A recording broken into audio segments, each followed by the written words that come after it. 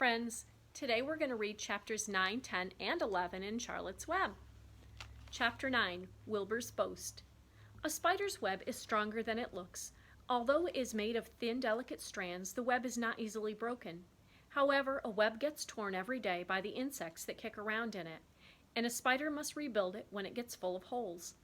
Charlotte liked to do her weaving during the late afternoon, and Fern liked to sit nearby and watch. One afternoon, she heard a most interesting conversation and witnessed a strange event. "You have awfully hairy legs, Charlotte," said Wilbur, as the spider busily worked at her task. "My legs are hairy for good reasons," replied Charlotte. "Furthermore, each leg of mine has 7 sections: the coxa, the trochanter, the femur, the patella, the tibia, the metatarsus, and the tarsus." Wilbur sat bolt upright. "You're kidding," he said. "No, I'm not either. Say those names again. I didn't catch them the first time." "Coxa, trochanter, femur, patella, tibia, metatarsus, and tarsus." "Goodness," said Wilbur, looking down at his own chubby legs. "I don't think my legs have 7 sections." "Well," said Charlotte, "you and I lead different lives. You don't have to spin a web. That takes real leg work." "I could spin a web if I tried," said Wilbur, boasting. "I've just never tried." "Let's see you do it," said Charlotte. Fern chuckled softly, and her eyes grew wide with a love for the pig. "Okay," replied Wilbur. "You coach me and I'll spin one. It must be a lot of fun to spin a web. How do I start?" "Take a deep breath," said Charlotte, smiling. Wilbur breathed deeply. "Now climb to the highest place you can get to, like this." Charlotte raced up to the top of the doorway. Wilbur scrambled to the top of the manure pile. "Very good," said Charlotte. "Now make an attachment with your spinnerets. Hurl yourself into space and let out a drag line as you go down." Wilbur hesitated a moment, then jumped out into the air. He glanced hastily behind to see if a piece of rope was following him to check his fall, but nothing seemed to be happening in his rear. And the next thing he knew, he landed with a thump. "Oomph," he grunted. Charlotte laughed so hard her web began to sway. "What did I do wrong?" asked the pig, when he recovered from his bump. "Nothing," said Charlotte.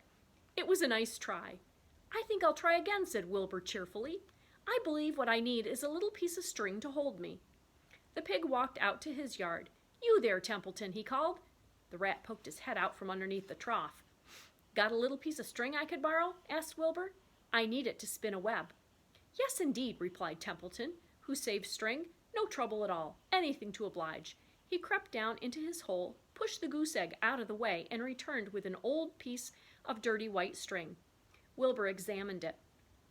"That's just the thing," he said. "Tie one end to my tail, will you, Templeton?"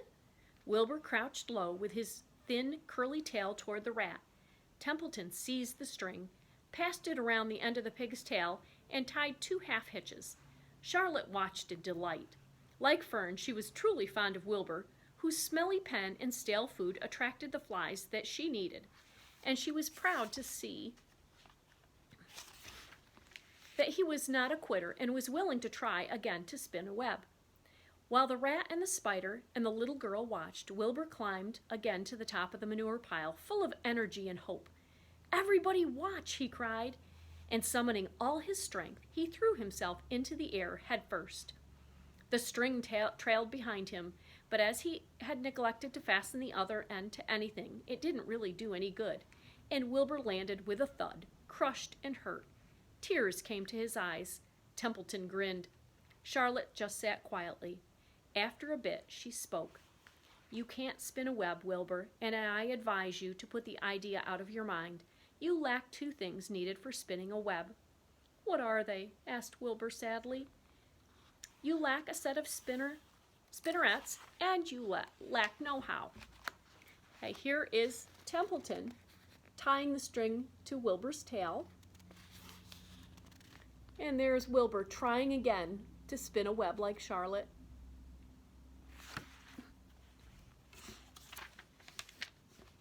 "But cheer up, you don't need a web. Zuckerman supplies you with 3 big meals a day. Why should you worry about trapping food?" Wilbur sighed. "You've ever so much cleverer and brighter than I am, Charlotte." "I guess I was just trying to show off. Serves me right." Templeton untied his string and took it back to his home. Charlotte returned to her weaving. "You needn't feel too badly, Wilbur," she said. Not many creatures can spin webs. Even men aren't as good at it as spiders, although they think they're pretty good, and they'll try anything. Did you ever hear of the Queensboro Bridge? Wilbur shook his head. Is it a web? Sort of, replied Charlotte. But do you know how long it took the men to build it? 8 whole years. My goodness, I would have starved to death waiting that long. I can make a web in a single evening. What do people catch in the Queensboro Bridge? Bugs? Asked Wilbur. No, said Charlotte. They don't catch anything. They just keep trotting back and forth across the bridge, thinking there is something better on the other side. If they'd hang head down on the top of the thing and wait quietly, maybe something good would come along. But no, with men, it's rush, rush, rush, every minute. I'm glad I'm a sedentary spider. What does sedentary mean? Asked Wilbur. Means I sit still a good part of the time and don't go wandering all over creation. I know a good thing when I see it, and my web is a good thing. I stay put and wait for what comes. Gives me a chance to think. Well, I'm sort of sedentary myself, I guess, said the pig. I have to hang around here whether I want to or not. You know where I'd really like to be this evening? Where? In a forest, looking for beech nuts and truffles and delectable roots, pushing leaves aside with my wonderful strong nose, searching and sniffing along the ground, smelling, smelling, smelling. You smell just the way you are, remarked a lamb who had just walked in. I could smell you from here. You're the smelliest creature in the place. Wilbur hung his head. His eyes grew wet with tears. Charlotte noticed his embarrassment, and she spoke sharply to the lamb. Let Wilbur alone, she said. He has a perfect right to smell, considering his surroundings. You're no bundle of sweet peas yourself. Furthermore, you are interrupting a very pleasant conversation. What were we talking about, Wilbur, when we were so rudely interrupted? Oh, I don't remember, said Wilbur. It doesn't make any difference. Let's not talk anymore for a while, Charlotte. I'm getting sleepy. You go ahead and finish fixing your web, and I'll just lie here and watch you. It's a lovely evening. Wilbur stretched out on his side. Twilight settled over Zuckerman's barn, and a feeling of peace. Fern knew it was almost supper time, but she couldn't bear to leave. Swallows passed on silent wings, in and out of the doorways, bringing food to their young ones. From across the road a bird sang, whippoorwill, whippoorwill. Lurby sat down under an apple tree and lit his pipe. The animals sniffed the familiar smell of strong tobacco. Wilbur heard the trill of the tree toad and the occasional slamming of the kitchen door.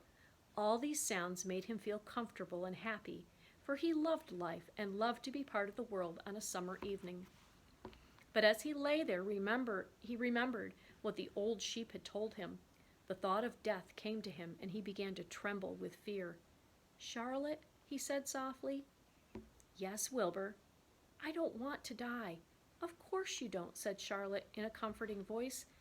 I just love it here in the barn, said Wilbur. I love everything about this place. Of course you do, said Charlotte. We all do.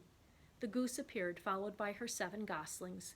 They thrust their little necks out and kept up a musical whistling like a tiny troop of pipers. Wilbur listened to the sound with love in his heart. Charlotte, he said. Yes, said the spider. Were you serious when you promised you would keep them from killing me? I was never more serious in my life. I am not going to let you die, Wilbur. How are you going to save me? Asked Wilbur, whose curiosity was very strong on this point. Well, said Charlotte vaguely, I don't really know, but I'm working on a plan. That's wonderful, said Wilbur. How is the plan coming, Charlotte? Have you got very far with it? Is it coming along pretty well? Wilbur was trembling again, but Charlotte was cool and collected. Oh, it's coming along all right, she said lightly. The plan is still in its early stages and hasn't completely shaped up yet, but I'm working on it. When do you work on it? Begged Wilbur. When I'm hanging head down at the top of my web. That's when I do my thinking, because then all the blood is in my head. I'd be only too glad to help in any way I can. Oh, I'll work it out alone, said Charlotte. I can think better if I think alone. All right, said Wilbur, but don't fail to let me know if there's anything I can help you with, no matter how slight. Well, replied Charlotte, you must try to build yourself up. I want you to get plenty of sleep and stop worrying. Never hurry and never worry. Chew your food thoroughly and eat every bit of it, except you must leave just enough for Templeton. Gain weight and stay well. That's the way you can help. Keep fit and don't lose your nerve.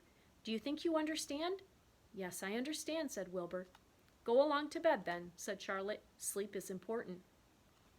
Wilbur trotted over to the darkest corner of his pen and threw himself down. He closed his eyes. In another minute he spoke. "Charlotte," he said. "Yes, Wilbur." "May I go out to my trough and see if I left any of my supper? I think I left a tiny bit of mashed potato." "Very well," said Charlotte, "but I want you in bed again without delay." Wilbur started to race out to his yard. "Slowly, slowly," said Charlotte. "Never hurry and never worry." Wilbur checked himself and crept slowly to the trough. He found a bit of potato, chewed it carefully, swallowed it, and walked back to bed. He closed his eyes and was silent for a while. "Charlotte," he said in a whisper. "Yes? May I get a drink of milk? I think there are a few drops of milk left in my trough." "No, the trough is dry, and I want you to go to sleep. No more talking. Close your eyes and go to sleep." Wilbur shut his eyes. Fern got up from her stool and started for home, her mind full of everything she had seen and heard. "Good night, Charlotte," said Wilbur. "Good night, Wilbur." There was a pause. "Good night, Charlotte." "Good night, Wilbur." "Good night, good night." Chapter 10, An Explosion. Day after day the spider waited and head down for an idea to come to her. Hour by hour she sat motionless, deep in thought. Having promised Wilbur that she would save his life, she was determined to keep her promise. Charlotte was naturally patient. She knew from experience that if she had waited long enough, a fly would come to her web, and she felt sure that if she thought long enough about Wilbur's problem, an idea would come to her mind. Finally, one morning toward the middle of July, the idea came. "Why, how perfectly simple," she said to herself. "The way to save Wilbur's life is to play a trick on Zuckerman." "I can fool a bug," thought Charlotte. "I can surely fool a man. People are not as smart as bugs." Wilbur walked into his yard just at that moment. "What are you thinking about, Charlotte?" he asked. "I was just thinking," said the spider, "that people are very gullible." "What does gullible mean?" "Easy to fool," said Charlotte. "That's a mercy," replied Wilbur, and he lay down in the shade of his fence and went fast asleep. The spider, however, stayed wide awake, gazing affectionately at him and making plans for his future. Summer was half gone. She knew she didn't have much time. That morning, just as Wilbur fell asleep, Avery Arable wandered into Zuckerman's front yard, followed by Fern. Avery carried a live frog in his hand. Fern had a crown of daisies in her hair. The children ran for the kitchen. "Just in time for a piece of blueberry pie," said Mrs. Zuckerman. "Look at my frog," said Avery, placing the frog on the drain board and holding out his hand for pie. "Take that thing out of here," said Mrs. Zuckerman. "He's hot," said Fern. "He's almost dead, that frog." "He is not," said Avery. "He lets me scratch him between the eyes." The frog jumped and landed in Mrs. Zuckerman's dishpan full of soapy water. "You're getting your pie on you," said Fern. "Can I look for eggs in the hen house, Aunt Edith?" "Run outdoors, both of you, and don't bother the hens." "It's getting all over everything," shouted Fern. "His pie is all over his front." "Come on, Frog," cried Avery. He scooped up the frog. The frog kicked splashing soapy water onto the blueberry pie. "Another crisis," groaned Fern. "Let's swing in the swing," said Avery. The children ran to the barn. Mrs. Zuckerman had the best swing in the county. It was a single long piece of heavy rope tied to the beam over the north doorway. At the bottom end of the rope was a fat knot to sit on. It was arranged so that you could swing without being pushed. You climbed a ladder to the hayloft. Then, holding the rope, you stood at the edge and looked down and were scared and dizzy. Then you straddled the knot so that it acted as a seat. Then you got up all your nerve, took a deep breath, and jumped. For a second, you seemed to be falling to the barn floor far below, but then suddenly the rope would begin to catch you, and you would sail through the barn door, going a mile a minute, with the wind whistling in your eyes and ears and hair. Then you would zoom upward into the sky and look up at the clouds, and the rope would twist, and you would twist and turn with the rope. Then you would drop down, down, down out of the sky and come sailing back into the barn, almost into the hayloft. Then sail out again, not quite so far this time. Then in again, not quite so high. Then out again, then in again, then out, then in. And then you jump off and fall down and let somebody else try it. Mothers for miles around worried about Zuckerman's swing. They feared some child would fall off, but no child ever did. Children almost always hang on to things tighter than their parents think they will. Avery put the frog in his pocket and climbed to the hayloft. The last time I swung in this swing, I almost crashed into the barn swallow, he yelled. Take that frog out, ordered Fern. Avery straddled the rope and jumped. He sailed out through the door, frog and all, and into the sky. Frog and all. Then he sailed back into the barn. Your tongue is purple, screamed Fern. So is yours, cried Avery, sailing out again with a frog. I have hay inside my dress. It itches, called Fern. Scratch it, yelled Avery as he sailed back. It's my turn, said Fern. Jump off. Fern's got the itch, sang Avery. When he jumped off, he threw the swing up to his sister. She shut her eyes tight and jumped. She felt the dizzy drop, then the supporting lift of the swing. When she opened her eyes, she was looking up into the blue sky and was about to fly back through the door. They took turns for an hour. When the children grew tired of swinging, they went down toward the pasture and picked wild raspberries and ate them. Their tongues turned from purple to red. Fern bit into a raspberry that had a bad-tasting bug inside it and got discouraged. Avery found an empty candy box and put his frog in it. The frog seemed tired after his morning in the swing. The children walked slowly toward the barn. They, too, were tired and hardly had enough energy to walk. Let's build a tree house, suggested Avery. I want to live in a tree with my frog. I'm going to visit Wilbur, Fern announced. They climbed the fence to the lane and walked lazily toward the pig pen. Wilbur heard them coming and got up. Avery noticed the spider web, and coming closer, he saw Charlotte. Here's a picture of them swinging on the swing in the barn. That long rope.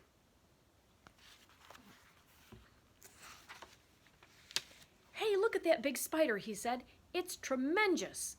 Leave it alone, commanded Fern. You've got a frog, isn't that enough? That's a fine spider, and I'm going to capture it, said Avery. He took the cover off the candy box. Then he picked up a stick. I'm going to knock that old spider into this box, he said. Wilbur's heart almost stopped when he saw what was going on. This might be the end of Charlotte if the boy succeeded in catching her. You stop it, Avery, cried Fern. Avery put one leg over the fence of the pig pen. He was just about to raise his stick to hit Charlotte when he lost his balance. He swayed and toppled and landed on the edge of Wilbur's trough. The trough tipped up and then came down with a slap. The goose egg was right underneath. There was a dull explosion as the egg broke, and then a horrible smell. Fern screamed. Avery jumped to his feet. The air was filled with the terrible gases and smells from the rotten egg. Templeton, who had been resting in his home, scuttled away into the barn. Good night, screamed Avery. Good night. What a stink. Let's get out of here. Fern was crying. She held her nose and ran toward the house.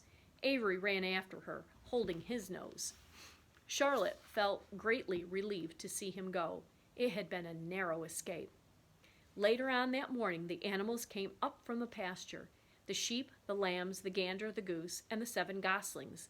There were many complaints about the awful smell, and Wilbur had to tell the story over and over again of how the arable boy had tried to capture Charlotte, and how the smell of the broken egg drove him away just in time. It was that rotten goose egg that saved Charlotte's life, said Wilbur. And here's Avery falling over. The goose was proud of her share in the adventure. I'm delighted that the egg never hatched, she gobbled. Templeton, of course, was miserable over the loss of his beloved egg. But he couldn't resist boasting. It pays to save things, he said in a surly voice. A rat never knows when something is going to come in handy. I never throw anything away. Well, said one of the lambs, this whole business is all well and good for Charlotte, but what about the rest of us? The smell is unbearable. Who wants to live in a barn that is perfumed with rotten egg? Don't worry, you'll get used to it, said Templeton. He sat up and pulled wisely at his long whiskers, then crept away to pay a visit to the dump. When Lurvy showed up at lunchtime carrying a pail of food for Wilbur, he stopped short a few paces from the pig pen. He sniffed the air and made a face. "What in thunder?" he said, setting the pail down. He picked up the stick that Avery had dropped and pried the trough up. "Rats," he said. "Phew! I might have known a rat would make a nest under this trough. How I hate a rat." And Lurvy dragged Wilbur's trough across the yard and kicked some dirt into the rat's nest, burying the broken egg and all of Templeton's other possessions. Then he picked up the pail. Wilbur stood in the trough, drooling with hunger. Lurvy poured. The slops ran creamily down around the pig's eyes and ears. Wilbur grunted. He gulped and sucked and gulped, making swishing and swooshing noises, anxious to get everything at once. It was a delicious meal. Skim milk, wheat middlings, leftover pancakes, half a donut, the rind of a summer squash, 2 pieces of stale toast, a third of a ginger snap, a fish tail, 1 orange peel, several noodles from a noodle soup, the scum off a cup of cocoa, an ancient jelly roll, a strip of paper from the lining of the garbage pail, and a spoonful of raspberry jello. Wilbur ate heartily. He planned to leave half of the noodle, a few drops of milk, for Templeton. Then he remembered that the rat had been useful in saving Charlotte's life, and that Charlotte was trying to save his life, so he left a whole noodle instead of a half. Now that the broken egg was buried, the air cleared and the barn smelled good again. The afternoon passed and evening came. Shadows lengthened. The cool and kindly breath of evening entered through the doors and windows. Astride her web, Charlotte sat moodily, eating a horsefly and thinking about the future. After a while, she bestirred herself. She descended to the center of the web, and there she began to cut some of her lines. She worked slowly but steadily while the other creatures drowsed. None of the others, not even the goose, noticed that she was at work. Deep in the soft bed, Wilbur snoozed. Over in their favorite corner, the goslings whistled a night song. Charlotte tore quite a section out of her web, leaving an open space in the middle. Then she started weaving something to take the place of the threads that she had removed. When Templeton got back from the dump around midnight, the spider was still at work. Chapter 11, The Miracle. The next day was foggy. Everything on the farm was dripping wet. The grass looked like a magic carpet. The asparagus patch looked like a silver forest. On foggy mornings, Charlotte's web was truly a thing of beauty. This morning, each thin strand was decorated with dozens of tiny beads of water. The web glistened in the light and made a pattern of loveliness and mystery, like a delicate veil. Even Lurvy, who wasn't particularly interested in beauty, noticed the web when he came with the pig's breakfast. He noted how clearly it showed up, and he noted how big and carefully built it was. And then he took another look, and he saw something that made him set the pail down. There, in the center of the web, neatly woven in block letters, was a message. It said, "Some pig." Lurvy felt weak. He brushed his hand across his eyes and stared harder at Charlotte's web. "I'm seeing things," he whispered. He dropped to his knees and uttered a short prayer. Then, forgetting all about Wilbur's breakfast, he walked back to the house and called Mr. Zuckerman. "I think you'd better come down to the pig pen," he said. "What's the trouble?" asked Mr. Zuckerman. "Anything wrong with the pig?" Not exactly," said Lurvy. "Come and see for yourself." And this is what Charlotte wove in her web.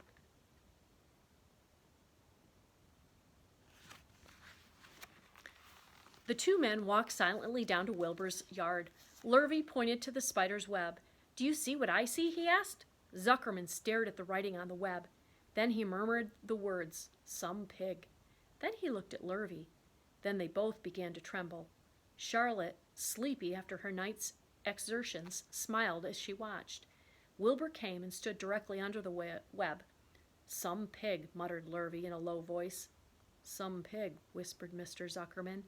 They stared and stared for a long time at Wilbur. Then they stared at Charlotte. "You don't suppose that the spider," began Mr. Zuckerman, but he shook his head and didn't finish the sentence. Instead, he walked solemnly back up to the house and spoke to his wife. "Edith, something has happened." he said in a weak voice. He went into the living room and sat down, and Mrs. Zuckerman followed. "I've got something to tell you, Edith," he said. "You better sit down." Mrs. Zuckerman sank into a chair. She looked pale and frightened. "Edith," he said, trying to keep his voice steady, "I think you had best be told that we have a very unusual pig." A look of complete bewilderment came over Mrs. Zuckerman's face. "Homer Zuckerman, what in the world are you talking about?" she said. "This is a very serious thing, Edith," he replied. "Our pig is completely out of the ordinary."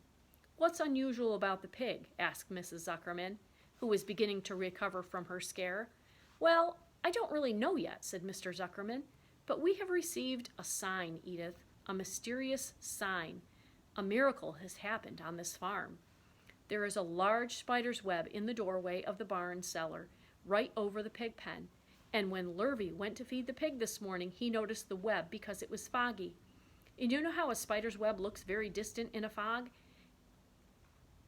And right spang in the middle of the web were the words, 'Some pig.' The words were woven right into the web. They were actually part of the web, Edith. I know because I have seen down there and seen them. It says 'Some pig,' just as clear as can be. There can be no mistake about it. A miracle has happened, and a sign has occurred here on earth, right on our farm, and we have no ordinary pig." "Well," said Mrs. Zuckerman, "it seems to me you're a little off. It seems to me we have no ordinary spider." "Oh no," said Zuckerman, "it's the pig that's unusual. It says so right there in the middle of the web." "Maybe so," said Mrs. Zuckerman. "Just the same, I intend to have a look at that spider." "It's just a common gray spider," said Zuckerman. They got up, and together they walked down to Wilbur's yard. "You see, Edith, it's just a common gray spider." Wilbur was pleased to receive so much attention. Lurvy was still standing there, and Mr. and Mrs. Zuckerman, all three, stood for about an hour reading the words on the web over and over and watching Wilbur. Charlotte was delighted with the way her trick was working. She sat without moving a muscle and listened to the conversation of the people.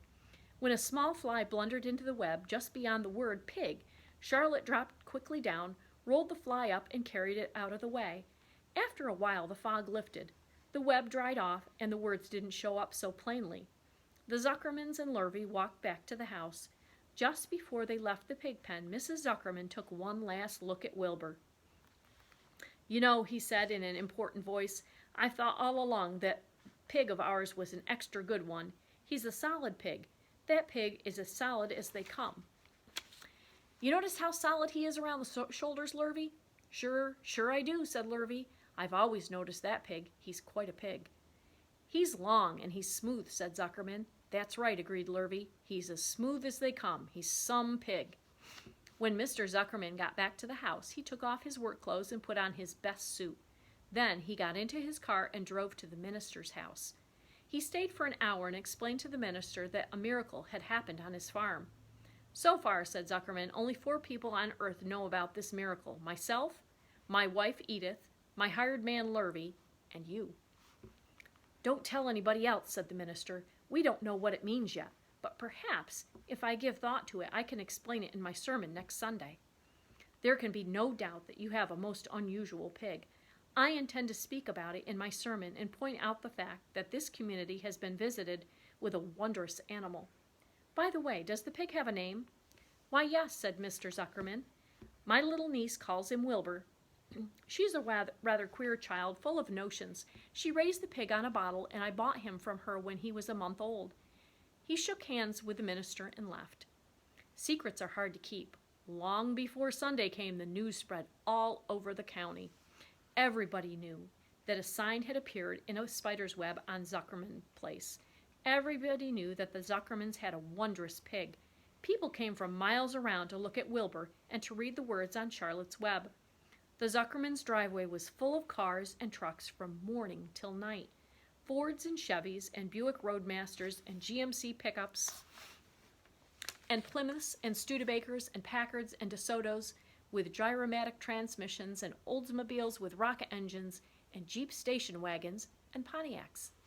The news of the wonderful pig spread clear up into the hills, and farmers came rattling down in buggies and buckboards to stand hour after hour at Wilbur's pen admiring the miraculous animal. All said they had never seen such a pig before in their lives. When Fern told her mother that Avery had tried to hit the Zuckerman spider with a stick, Mrs. Arable was so shocked that she sent Avery to bed without any supper as punishment. In the days that followed, Mr. Zuckerman was so busy entertaining visitors that he neglected his farm work. He wore good clothes all the time now, got right into them when he got up in the morning. Mrs. Zuckerman prepared special meals for Wilbur. Lurvy shaved and got a haircut, and his principal farm duty was to feed the pig while people looked on. Mr. Zuckerman ordered Lurvy to increase Wilbur's feedings from 3 meals a day to 4 meals a day. The Zuckermans were so busy with visitors they forgot about other things on the farm. The blackberries got ripe, and Mrs. Zuckerman failed to put up any blackberry jam. The corn needed hoeing, and Lurvy didn't find time to hoe it. On Sunday, the church was full. The minister explained the miracle. He said that the words on the spider's web proved that human beings must always be on the watch for the comings of wonders. All in all, the Zuckerman's pig pen was the center of attraction. Fern was happy, for she felt that Charlotte's trick was working and that Wilbur's life would be saved. But she found that the barn was not nearly as pleasant. Too many people. She liked it better when she could be all alone with her friends, the animals. So for our journal this time, we're going to write, "Is Charlotte a good friend?" What do you think? You could answer it by saying, "I do not think that Charlotte is a good friend," or "I think that Charlotte is a good friend." And then you would follow first, next, last, and as you can see. Bye.